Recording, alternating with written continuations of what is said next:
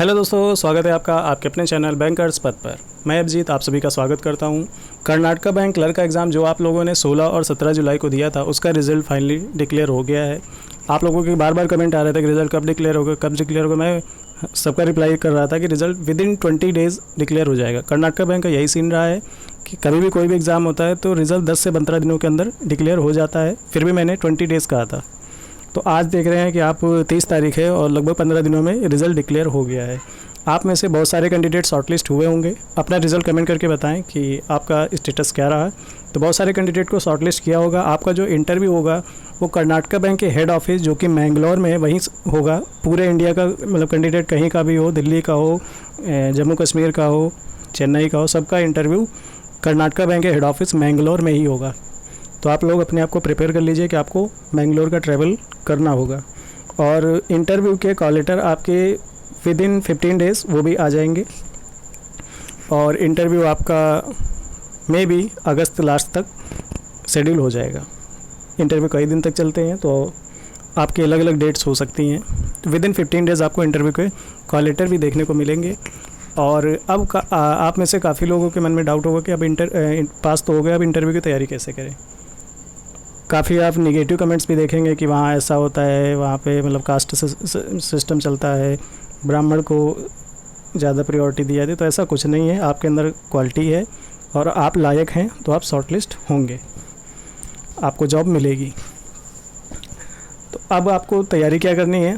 तो सबसे पहले जो बेसिक बैंकिंग होती है, बेसिक बैंकिंग मतलब आरबीआई, ठीक है, मॉनेटरी पॉलिसी में कितने मेंबर होते हैं, सबके नाम, आरबीआई में गवर्नर कौन है, डिप्टी गवर्नर कितने होते हैं, सबके नाम, ठीक है, और कितनी नेशनलाइज बैंक हैं।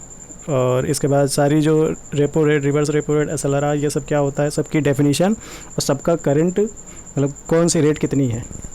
उसके बाद बैंकिंग कितने टाइप की होती है, बैंक कितने टाइप के डिपॉजिट एक्सेप्ट करती है, ठीक है, लोन कितने टाइप के होते हैं।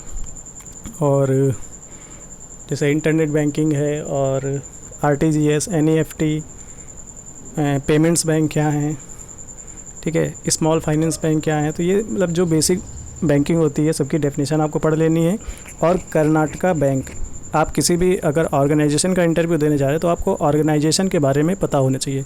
तो कर्नाटक बैंक की हिस्ट्री क्या रही है, कब ये इस्टेब्लिश हुआ, कैसे कैसे इसका बिजनेस बढ़ा, प्रेजेंट टाइम पे ऑल ओवर इंडिया कितनी ब्रांचेज़ हैं, आप जहाँ से आते हैं वहाँ आपके सिटी में या आपके डिस्ट्रिक्ट में कितनी ब्रांचेज़ हैं, आपके स्टेट में कितनी ब्रांचेज़, ये सारी चीज़ें आपको मोटी मोटी पता होनी चाहिए। और कर्नाटक बैंक कौन कौन सी फैसिलिटीज़ देता है, कौन कौन सी उसकी स्कीम्स हैं, ठीक है, कितने ऐप हैं और उन ऐप में कौन कौन से फंक्शन हो सकते हैं। तो ये सारी चीज़ें आप देख लेना। इसके बाद कर्नाटक बैंक के बारे में आप पढ़ेंगे कहाँ से। तो सबसे पहले तो ये आपका रिज़ल्ट का टैब है। आप कैरियर पेज पे जाएंगे और आपको यहाँ दिखेगा, लिखा हुआ है result of the online examination held on 16 and 17 July. Click here करेंगे तो यहाँ पे आप अपना रजिस्ट्रेशन नंबर या रोल नंबर और डेट ऑफ बर्थ डाल के अपना रिज़ल्ट चेक कर सकते हैं। उम्मीद है आप में से बहुत सारे लोग इंटरव्यू के लिए शॉर्टलिस्ट हुए होंगे। अब इसके बाद आप नीचे जाएंगे तो यहीं पे एक ऑप्शन आपको मिलेगा अबाउट अस। इस अबाउट अस पे आप क्लिक करेंगे तो आपको कर्नाटक बैंक के बारे में बहुत कुछ पढ़ने को मिलेगा।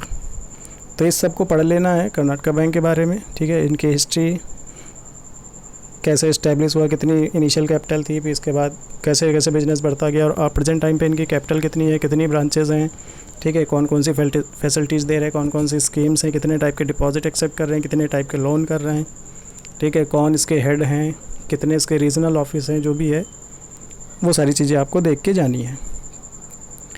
और तो आपको यहाँ सब कुछ पढ़ने को मिल जाएगा, ठीक है, लोन रेट्स, डिपॉजिट रेट्स, ठीक है, ऑफ़र जोन, सर्विस चार्जेस, तो ये सारी चीज़ें हैं। तो आपको ये सब देख के जाना है। और बेसिक बैंकिंग जो होती है, बैंकिंग अवेयरनेस जिसको कहते हैं, वो देख के जाना। और जो महत्वपूर्ण मतलब बैंकिंग सेक्टर में जो मेन मतलब जो पोजीशन होल्डर हैं उनके नाम याद करके जाना। जैसे गवर्नर कौन है, डिप्टी गवर्नर कितने हैं, सबके नाम, मॉनेटरी पॉलिसी के मेंबर्स के नाम, और जो बड़ी बड़ी बैंकें एसबीआई है, इन सब के जो मेन हैं हेड, उन सब के नाम देख के जाना। मेनली कर्नाटक बैंक के बारे में आपको पढ़ के जाना है। आपसे सीधा क्वेश्चन पूछा जाएगा कर्नाटक बैंक के बारे में आप क्या जानते हैं।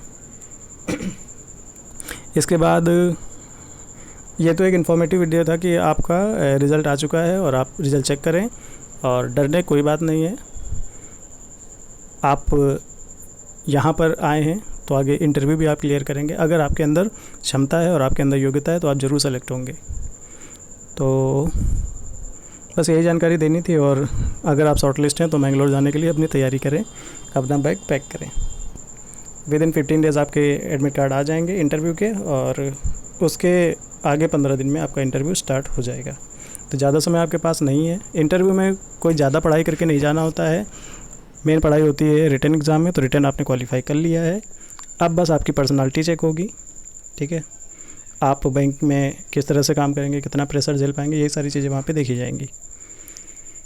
बाकी एक इंटरव्यू पे मैं डिटेल वीडियो लेके आऊँगा, और आप बेंगलोर जाएंगे तो वहाँ पे आप एक रीज़नेबल प्राइस में कहाँ स्टे कर सकते हैं, ये सारी चीज़ें मैं बताऊँगा आपको, क्योंकि मैं भी गया था और मैं भी वहाँ पे रुका था।